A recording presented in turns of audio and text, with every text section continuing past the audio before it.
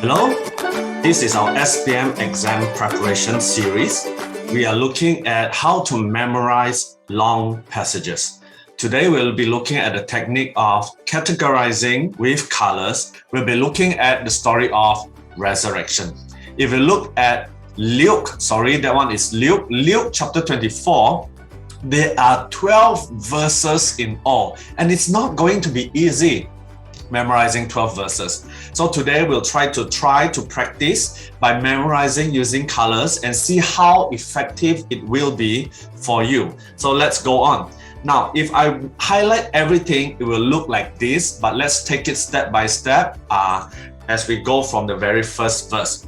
So you notice in verse 1, there are two background information that we need to remember. Number one, it's Sunday morning, and number two is the tomb. So I will highlight Sunday morning and I will highlight tomb with red color, letting me know even from afar that there will be two important background to remember as we're going to write.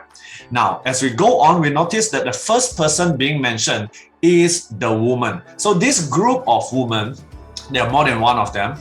This group of women is the first character, is the first people they will look at. And what did they do? Firstly, they carried the spice to the tomb. Now, why do they carry spices? So you notice even in Egypt, they have this embalming process for the dead. So in Israel, they do also do similar kind of things. They put spices on dead bodies for an embalming. And if you look on the right hand side, that it is a tomb where they dig it out of rock. So it's almost like an underground rock. They dig an entranceway, they dig some chamber inside. Now, why are they doing the embalming process now? Because if you recall, Jesus died right before Sabbath. In other words, the woman did not have the opportunity, because they are not allowed to work on Sabbath, they did not have the opportunity to do the embalming process right there. So they had to wait until Sabbath ended. So when Sabbath ended, early the next morning, they came and they wanted to embalm Jesus' body. Now, number two, they found the stone rolled away from the entrance of the tomb. You remember just now that there is a stone. Usually it's a circular stone that used to block the entrance. So it's just to block it. It's not like a modern door. So when the stone is being rolled away, then the entrance will be open. So they noticed that the stone is rolled away, so they went in, but they did not find the body of the Lord Jesus. So three things they did. Number one, they carried the spice. Number two, they saw something. They saw the stone door being rolled away. Number three, they went in, but they didn't see the corpse of Jesus Christ. So number four, they stood there puzzled. They are very confused. What is happening? Did somebody steal Jesus' body? Did Jesus' body got taken away? Or what happened? And number five, they were full of fear and they bowed down to the ground. This is in reaction to the angels. All right, so the second group of people that we're looking at is these two men. These two men, they are in bright, shining clothes. Now, these two men in bright, shining clothes, we know that they are angels, right? So, in their time, seeing an angel, seeing God is not a good thing. In today's generation, if somebody see angel, they'll be taking their phone and taking selfie. They'll be so excited. But during their time, it is not a great idea, because they are holy. God is holy. Angels are holy. Any man, any woman who saw an angel or saw God, they will die. Therefore, the reaction of the woman is they were full of fear and they bowed down to the ground. All right. So let's move on. So we are looking at a second group of people now, these two men. What did they do? What did they say? Firstly, they said this: why are you looking among the dead for one who is alive? In essence, he is saying that if you're looking for somebody alive, you don't look for them in the graveyard. If you're looking for your friend to minum kopi, right? If you're looking for your friend to chit chat, to hang out, you wouldn't go to the graveyard. You wouldn't go to this cemetery and look for your friend there. Why? Because People are dead there. There's no living people. So the angels are saying this. Why are you looking for one who is alive among the dead? And secondly, he said, he is not here. He has been raised. Number 3, he said this. Remember what he said to you while he was in Galilee. You see, it was in Galilee up here, up north, that Jesus spent most of his time in ministering. So in Galilee, down south here is Jerusalem. You see how far it is. So in Galilee is where Jesus actually predicted a few times. So we see in Luke chapter 9 that Jesus himself said the Son of Man must undergo great suffering and be rejected by the elders, chief priests and scribes and be killed, and on the third day be raised. Basically, Jesus predicted this before. He told his disciples before, but somehow or rather, nobody seemed to remember it. So Jesus said it about 3 or 4 times. Okay, you can look at the reference there in Luke. Now, and the next thing in verse 7, what else did the angels say? They said this, the Son of Man must be handed over to sinners, be crucified, and 3 days later rise to life. So 3 things they said, right? The Son of Man must be handed over to sinners. Basically, Jesus will be caught, he will be crucified, and Jesus will resurrect again 3 days later. Okay, so 3 things. So altogether, we see that the angels have spoken a few things. Now we just need to remember them. Now at the end of it, I use blue here, but I noticed this is an ending. This is the reaction to everything, and so I decide to change the color to the reaction or the ending color. I choose to use orange for the ending conclusion. So the first conclusion is this: the woman remembered. They remembered the word Jesus spoke in Galilee, right? So they remembered and they told to the 11 disciples. So the first reaction is the woman remembered, and so they told the 11 disciples that Jesus is alive. Now the second thing, which is in verse 11, but in verse 10 they gave us some extra background information. Earlier on they didn't tell us who the women are, but now they gave us 3 names. Now you have to remember these 3 names. They are Mary Magdalene, Joanna, and Mary, the mother of James. But you notice that it's not just the 3 of them that were dead that morning, but you see this, they and the other woman. Basically, there's quite a large number of women this morning, but only 3 names is mentioned by Dr. Liu. Verse 11. Verse 11 is the second reaction. This is by the apostles, right? The woman told them that Jesus is alive. So the apostles thought that what the woman said was nonsense.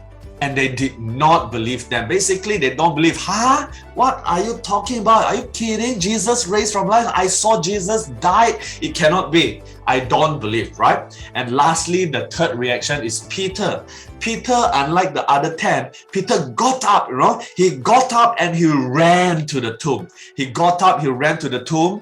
In Luke, only Peter was mentioned. In another gospel, another person was mentioned, but I want you to only remember Peter, because for this subject, we are looking at the gospel according to Luke, okay? So Peter got out, he ran to the tomb and he bent down. Why he bent down? You remember just now the tomb, the entrance is down there, right? He bent down, he saw the grave clothes, which is the one they used to wrap the corpse, but nothing else, all right? So he went back home amazed at what had happened. So 3 reactions: the woman remembered and told the 11 disciples. The other disciples don't believe. They think what they say is nonsense. And finally, Peter got up and ran to the tomb, saw the cloth, but nothing else, went back home amazed. So altogether, how do we memorize? Like, as we look through it, we begin to memorize it like this. Or background, there are 3 things you need to remember. Number 1, Sunday morning. Number 2, tomb.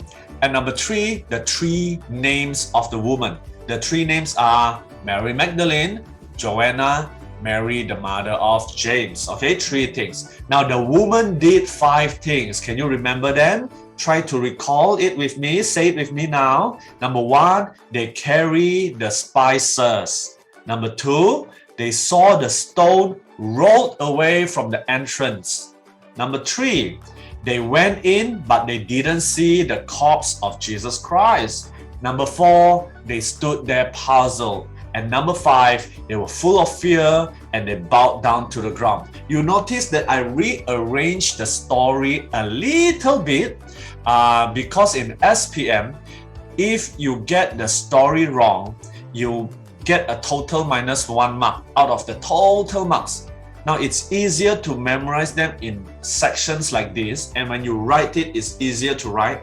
It's okay even if you lose that 1 mark, because doing this way enable you to memorize everything. You will still score full mark at the end of the day. So the two men, what were they wearing? They were in bright, shining clothes, right? And they said 4 things. First thing, why are you looking among the dead for one who is alive? Why are you looking for a person alive among the graveyard, among the cemetery? You notice I sometimes change the phrase around. It's okay. If you change the phrases, as long as the point is there, you will still get full mark, okay? But you need to write it in full sentences. Number 2, the 2 men said that he is not here, he is alive, or he has been raised. Both ways is okay. Number 3, remember what he said to you while he was in Galilee. You do have to remember Galilee because that's where Jesus mentioned his prediction. Number 4, the Son of Man must be 3 things, must be caught, crucified, and resurrect 3 days later. So even if you write it in this way, that Jesus will be caught, he'll be crucified, and 3 days later resurrect, you will still get the points even if you change the words. And finally, 3 reactions. The woman remembered his words and told the 11 disciples. Number 2, the 11 disciples didn't believe, thought that what they said was nonsense. But Peter ran to the tomb, he saw the grave clothes, but nothing else. He went back home amazed. I want you to pause the video a little while and try to memorize all these things, okay? Altogether, 3, 5, 4, 3, you've got quite a number of things. You have about 15 things to memorize. Go through it, because right after this, we're gonna do a test. Prepare your own paper. I want you to write down and we're gonna mark it and see how do you score in this question, okay? Now, let's move on. This is a question from SPM in the year 2017. The question says this: give an account of the discovery of the empty tomb on the resurrection morning. Basically, what they are saying is tell the whole story from verse 1 to verse 12. 12 verses. We have just memorized it. I want you to pause the video and test yourself. Give yourself 10 minutes. Think about all the 4 categories that you have remembered. This one, think about this, the 3 backgrounds, the 5 things the woman said, the 4 things the 2 men said, and the 3 reactions at the end. Give yourself 10 minutes and write it as best as you can. Are you ready? Now we're going to go through the marks. Take out your red pen and I want you to mark and give yourself a score by yourself. All right, take your paper, take a look at it, and we're going to go through it. So this is the marking scheme, but I'll go through one by one. Firstly, look at your paper. Did you write Sunday morning? Did you write tomb? If yes, give yourself a tick. Even if you did not write it verbatim, you did not write it word by word, it's still okay. For example, if you write the woman went to the tomb on a Sunday morning. It was a Sunday morning when the woman decided to go to the tomb. Either way, you still get the mark, all right? So 1 mark there, give you a 1 tick. So 1 tick, 1 mark. Number 2, did you say them bringing the spices? If maybe you say they wanted to go there and embalm Jesus, they carried the spice. It doesn't matter with your grammar. You can be past tense, present tense. You can be a different active verb or passive. It doesn't matter. As long as the point is there, they were carrying the spices. Give yourself another tick.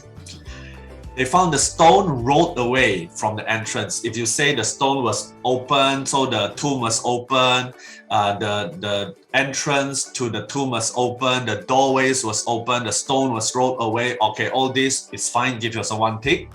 They went in, they did not find the body of Jesus. If you say they didn't find the corpse of Jesus, it's fine. If you write they didn't find Jesus Christ there, you still get the point, all right? Next, they stood there puzzled. If you write they are confused, it's fine, all right? Basically, the feeling is they are they're puzzled, they're unsure, they don't know what's happening. If you write, they stood there not knowing what is happening, also can. Or they don't know what has just happened, it's also fine, it's acceptable. Give yourself a tick there. And then here we need these two men in bright shining clothes. If you say two angels in bright shining clothes, it's also okay, but we need the two and the bright shining clothes, okay, to explain that these are angels. All right, let's move on. Next, full of fear, they bowed down to the ground. That's another mark there. Why are you looking among the dead for one who is alive? One mark. If you swap it around, why are you looking from somebody that's alive among the dead? Also can. Why are you looking for a person alive among the graveyard, among the tomb? Also can, right? Next, he is not here, he has been raised. He's not here, he is alive, he is resurrected. All these are acceptable. Remember what he said to you while he was in Galilee. Look for the word Galilee. Give yourself a tick there, that's another mark. In verse 7, the Son of Man must be handed over to sinners, crucified 3 days later, rise to life. You need three things there. If you say that Jesus was caught, crucified and resurrected 3 days later, give yourself a tick. Then the woman remembered his words. No mark for verse 8. Verse 9, they returned and told these things to the 11 disciples. Give yourself a mark there. They told the 11 disciples, right? Then the three names, Mary Magdalene, Joanna, Mary the mother of James. Give yourself a mark there. And they and the other woman with them told these things to the apostles. If you did not get a mark in verse 9, give if not given above. So that's what I wrote, G-I-N-G-A, give if not given above. So you look at verse 9, if you got the mark, do not give a mark here. But if you didn't get the mark in verse 9, give yourself a mark here. The woman told the things to the apostles. Verse 11, but the apostles thought that they were nonsense and they didn't believe. Now either one, you get a mark. So if you say that the disciples didn't believe them, you get a mark already. And lastly, Peter got up, he went to the tomb, saw the cloth, but nothing else. Basically, he didn't see Jesus. He went back home amazed. Give yourself another tick. So altogether, how many marks did you get? Can you count your marks? You will notice that for some of you, you will get 12 marks, 13 marks out of the 15 marks total, okay? The 15 marks total is this one. Out of the 15 marks total, you have maybe about 13. Some of you get less, 8 marks, 7 marks. If you get more than 10 marks, I want you to write your mark and write an M and write a 10 at the end. Basically is, if you get more than 10 marks, you get the full marks, which is 10. If you get less than 10 marks, then whatever marks that you have gotten, that will be your marks. So, how many marks did you get? Out of 10, most of you will get very high marks. Is it then possible to remember long stories? I mean, this is 12 verses long. In a few short minutes, you manage to remember the whole story and you manage to write it out. If you can do this with other stories as well, it will be very helpful for you to remember and memorize the long passages in the book of Luke and the book of Acts. All right, thank you for today. I hope you have enjoyed it. I hope all the best for you in your preparation for your SPM. Do subscribe for more. Click like. Thank you. See you another time.